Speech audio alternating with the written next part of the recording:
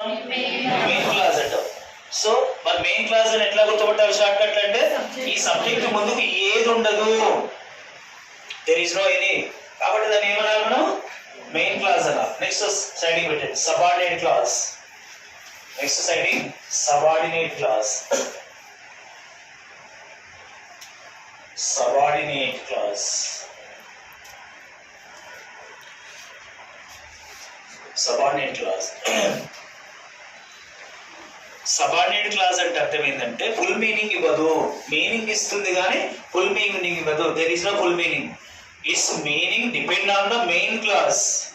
Subordinate clause కు meaning ఇస్తుంది కానీ ఫుల్ మీనింగ్ ఇవ్వదు. It's full meaning depend on main clause. Main clause మీద ఆధారపడుతుంది అనమాట. Right.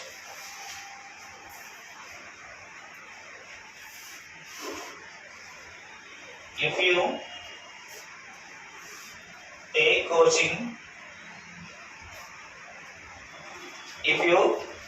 coaching, once observe this sentence. ఒకసారి మీరు అబ్జర్వేషన్ చేయండి. దీనికి పూర్తి మీనింగ్ ఉన్నదా అసంపూర్తిగా ఉన్నదా? మీకు తెలుగు వచ్చండి, నేను తెలుగు మాట్లాడని వాళ్ళు మాట్లాడండి, తెలుగు రాని వాళ్ళు చేతులు పెట్టండి. అందరు తెలుగు వచ్చు కదా, మరి మంచిగా చేసుకోండి.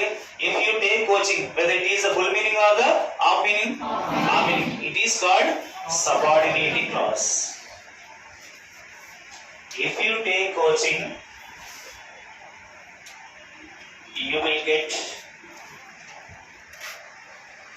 group 2 job. ఇది మెయిన్ క్లాస్.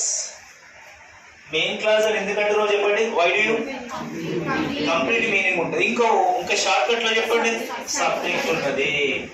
బాగా వింటున్నారు, ఎమ్మడి రాయకండి, చెప్తున్నప్పుడు ఎవరు రాయకండి, కొంచెం నా పరిధిలో తీసుకున్నారు. ఇది సబ్జెక్ట్ ఉన్నది, దీని ముందు ఏమైనా ఉన్నదా? ఉందంటే మీరు చెప్తారు ఇది కోచింగ్ ఉందని చెప్తారు. అట్లాగా దీనికి కామా ఉందంటే ఇది డివైడ్ చేసినట్టు. ఇప్పుడు యూకు చూడండి, ముందు ఉంది. ఎప్పుడైనా గుర్తుపెట్టుకోండి షార్ట్ కట్ లో ఒక సబ్జెక్టుకు ముందు any body is placed so it is called subordinate class. Short cut మీకు షార్ట్ కట్ చెప్తున్నాం కదా.